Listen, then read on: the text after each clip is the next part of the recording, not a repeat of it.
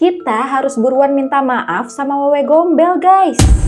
Karena selama ini kisah di mana Wewe Gombel akan menculik anak-anak yang keluar pada waktu maghrib itu semua kurang tepat. Kalian pernah nggak sih ditakut-takutin sama orang tua kalian? Jangan keluar malam-malam karena nanti diculik sama Wewe Gombel. Nah, ternyata pada faktanya Wewe Gombel ini semacam menyelamatkan anak-anak yang ditelantarkan oleh orang tuanya dan diasuh secara sementara oleh si Wewe Gombel sampai akhirnya orang tuanya ini menjadi orang tua yang layak atau baik untuk mengasuh anak. Ntar dikembaliin lagi, guys. Tapi kenapa ya kira-kira ceritanya ini menjadi melenceng dan kesannya menuduh si Wewe? Nah, ini dia ceritanya. Hai gengs, welcome to Forbia di Cahaya. Cerita horor yuk. Hai bias, how are you guys? Semoga semuanya tetap sehat dan dalam lindungan Tuhan ya. Kenalin semua, aku Forbia. Di sini aku menceritakan cerita horor yang menurut aku menarik. Semoga cerita horor yang menurut aku menarik ini bisa menarik juga buat kalian. Nah, kisah kali ini konteksnya diambil dari sharingnya Kak Bagas di aplikasi Quora. Terus aku mau bawain karena emang menarik banget ternyata. Wewe Gombel atau yang familiarnya ini disebut dengan Kalong Wewe adalah sebutan hantu yang dikenal suka menyembunyikan atau menculik anak kecil. Cuma konon katanya hantu ini tuh memiliki kisah yang sedih juga tragis nih guys. Katanya sih kisahnya 11-12 sama cerita Om Wowo yang dimana aku sebenarnya belum baca. Cuma kemiripannya itu ada di keadaan dimana mentalnya ini sering galau dan anxiety. Nah, si Wewe Gombel ini mitosnya dipercaya sebagai roh dari wanita yang tersakiti. Mas jahat! Mas tega sama aku! Mas tega!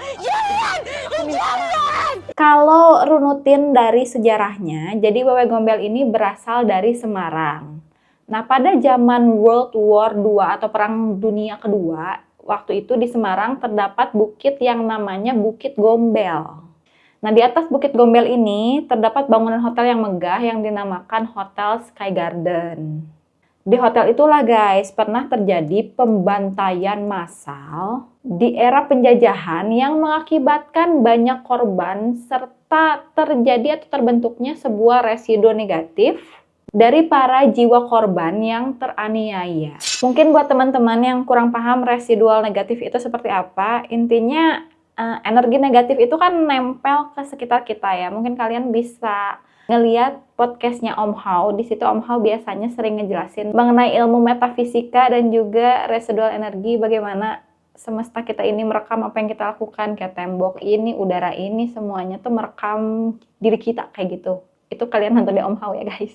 Nah, di era penjajahan itu, sebut aja Alkisah ada seorang wanita yang memang sudah bersuami. Layaknya suami istri pada umumnya yang memiliki hubungan baik, namun sayangnya hubungan baik tersebut agak terkikis gitu ya, karena ternyata si wanita ini tidak bisa memberikan keturunan kepada si laki-laki. Lantas suaminya ini perlahan menjauhi istrinya dan memilih untuk jatuh ke pangkuan wanita lain. Di sini si mbak ini ya, si istri ini, si mbaknya ini tidak menjadi gentar atau gimana, tapi dia tuh tetap sadar kalau memang oh ya udah aku memiliki kekurangan ini gitu loh. Cuma tidak dipungkiri ya, dia ngerasa agak sedikit stres dan juga pressure karena si suaminya ini tuh memiliki perubahan sikap yang cukup signifikan, jadi nggak seromantis dulu, nggak suportif. Pokoknya kerasa deh Mas itu udah berubah. Nah, suatu hari si mbaknya ini tuh terkejut guys, karena dia melihat si emasnya, suami yang ia begitu cintai, ternyata sedang sibuk diranjang bersama wanita lain. Mas mengkhianati aku! Mas selingkuhin aku! Di sini si mbak yang udah mencoba menahan seluruh rasa kesedihan dan amarahnya selama ini dan juga mencoba bersabar, akhirnya meledaklah di situ dan tidak sengaja menghilangkan nyawa si suaminya. Dikarenakan kejadian ini makin depresi lah itu si mbak kan, yang tadinya penampilannya itu cantik resik kembang desa tiba-tiba menjadi benar-benar serampangan, urakan. Bahkan dia tuh nggak bisa ngenalin diri dia lagi gitu. Selain itu, dia intinya udah kena mental dan dianggap seperti orang gila, akhirnya dijadikan buronan oleh warga setempat karena perilakunya ini dianggap udah mulai meresahkan. Nah, naasnya, suatu ketika si Mbak ini tuh ditemukan sudah hilang nyawanya karena perbuatan dia sendiri. Setelah daripada itu, mulai deh kayak ada sedikit penampakan sesosok Wewe Gombel di mana dipercayai itu merupakan arwah dari si Mbak yang memang meninggal secara tidak wajar dan dalam kondisi yang kurang baik. Jadi ibaratnya ya energinya tarik-menarik udah di daerah si Bukit Gombel ini kurang bagus energinya, ditambah ada kejadian si Mbak ini sehingga bercampurlah itu energi acak adut gitu ya menjadi sosok si Wewe Gombel yang kayak gitu loh. Mudah-mudahan di sini kalian paham ya cara penyampaian aku. Aku juga kayak agak belibet gitulah. Yang penting kalian lumayan ngerti lah ya maksudnya.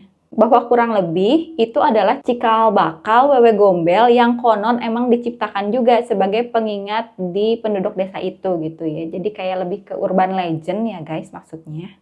Nah, urban legend Wewe Gombel ini sendiri juga diciptakan karena ada keresahan nih di zaman dulu. Jadi kan orang zaman dulu itu rumahnya tuh belum ada lampu ya, belum tercipta listrik lah. Biasanya tuh dari Petromax atau obor gitu. Sehingga akan menjadi agak rawan bahaya kalau misalkan penduduk ini atau warga berkeliaran di malam hari. Soalnya kan kita nggak pernah tahu tuh ada hewan buas apa yang berkeliaran di sana. Jadi dibuatlah suatu entitas atau si urban legend ini dijadikan tameng, dibuat-buat seolah-olah ini kalau misalkan kita keluar di malam hari ntar ditakut-takutin atau diculik sama Wewe Gombel karena mungkin orang-orang takutnya diculik hantu daripada diculik atau diserang makhluk buas. Meskipun perawakannya yang seksi ya dan memang tidak memiliki sehelai kain pun di tubuhnya gitu ya, Wewe Gombel ini sebenarnya nggak terlalu suka sama cowok hidung belang ya. Jadi bukan nggak pakai baju karena pengen narik cowok, nggak kayak gitu. Tapi emang dia itu suka banget sama anak kecil karena kerinduannya ingin memiliki anak, mitosnya seperti itu. Jadi ceritanya anak kecil yang dia culik nanti atau yang dia sembunyikan nanti itu ntar sebenarnya cuman diajak main aja karena dia kayak resep suka sama si anak kecil gitu loh. Nah biasanya katanya anak kecil yang menjadi incaran si Wewe Gombel ini adalah anak kecil yang memang lagi memiliki masalah dengan orang tuanya. Kayak orang tuanya tuh, bandel ya udah sana keluar gitu, gak usah, mama gak akan nyari kamu lagi. Nah ini nih anak-anak yang kayak gini yang diancem atau ditelantarkan. Anak-anak kayak gini yang akan dirawat sementara oleh si Wewe Gombel. Modus-modus operandinya juga ada banyak macam ya. Jadi biasanya si Wewe Gombel ini nggak segan untuk berganti rupa seperti orang tua si anak atau ibunya si anak ini. Dan kemunculannya itu kerap kali ditandai dengan sekelebat bayangan yang tiba-tiba datang dan pergi. Rumahnya si Wewe Gombel ini juga biasanya ada di pohon-pohon yang besar gitu guys. Namun paling sering mereka itu bersemayam di pohon randu atau di pohon bambu. Nah, ciri-ciri si Tante Wewe ini digambarkan seperti makhluk atau wanita yang paling seksi di dunia perhantuan.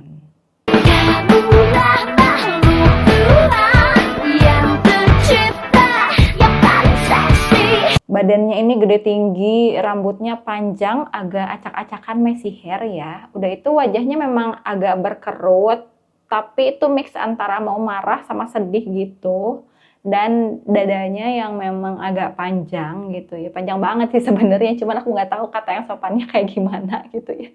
Saking panjangnya dia tuh harus gendong sendiri gitu. Tapi memang masih menjadi pertanyaan di dalam dadanya itu apakah isinya adalah susu, air, atau emang nanah atau darah, itu kita nggak tahu ya guys ya. Lalu entah mengapa nih ya, di zaman dulu itu banyak anak kecil yang memang hilang, terus nanti pas diketemuin, mereka itu bilangnya udah diculik sama Tante Wewe. Sehingga dari cerita mulut ke mulut gitu ya, terdapatlah cara jitu kalau memang mau nemuin anak yang hilang, adalah dengan cara mengarah konvoi keliling kampung sambil membunyikan suara peralatan dapur seraya memanggil nama anak yang hilang itu. Nah, memang caranya tuh ternyata ampuh dan keseringan anak yang hilang ini bakal ditemuin di tempat-tempat emang gak masuk akal. Kayak tiba-tiba ditemuin di kandang ayam, ada di peternakan lah, Pokoknya tempat-tempat yang mind blowing, dan biasanya muka mereka itu agak pucat pasi sama matanya tuh kayak kosong gitu guys. Nah, selain menjelma menjadi sosok ibu ya, atau sosok yang dikenal sama si anak, ada juga nih kadang si Wewe ini akan menjelma menjadi sosok tante-tante yang cantik, yang baik, yang pesona atau auranya tuh keibuan dan baik banget lah. Abis itu nanti dia bakal iming-imingi korban ini kayak, ayo main sama tante, ntar dikasih hadiah lah, dikasih permen atau apa gitu. Sama kayak manusia yang mau nyulik ya sini. Pokoknya kalau misalkan udah kegayat nih korbannya, ntar ya diperlakukan dengan manis, dengan baik, gak dengan kasar sebenarnya mah. Bakal dipuk-puk gitu ya, ditimang-timang, dibelai, dimanja, words of affirmation, act of service, pokoknya semua tuh dikasih gitu ya. Bahkan bisa sampai dikasih makanan dan minuman, cuma masalahnya makanannya itu biasanya berupa feses guys.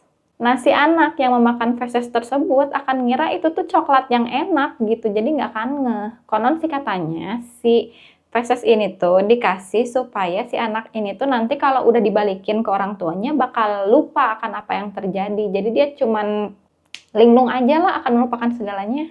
Di sini si Tante Wewe juga memang pada akhirnya biasanya itu akan mengembalikan korban yang diculik kalau dia tuh udah sadar kalau si anak itu lagi dicariin. Ini lebih kayak ke babysitter atau daycare lah intinya. Saat lagi bermasalah ya udah gua ambil dulu dah biar lu tenang hatinya orang tua, biar anaknya juga tenang. Ntar kalau lu udah saling membutuhkan lagi gue balikin. Sebenarnya baik gak sih? Meskipun saat dia ngasih makan feses aku tidak setuju. Nah, itulah yang dibagikan sama Kak Bagas nih guys di aplikasi Quora itu. Sekarang aku mau ngasih tahu ke kalian kalau sebenarnya ada kasus yang pernah diberitakan nih. Jadi ini sih sebenarnya jatuhnya percaya nggak percaya, tapi emang ada beritanya tentang anak yang berumur 6 tahun yang hilang karena diculik sama Wewe Gombel. Kejadiannya sendiri terjadi di Lewinanggung, Tapos, Depok. Ini Depok lagi, Depok always mind blowing gitu.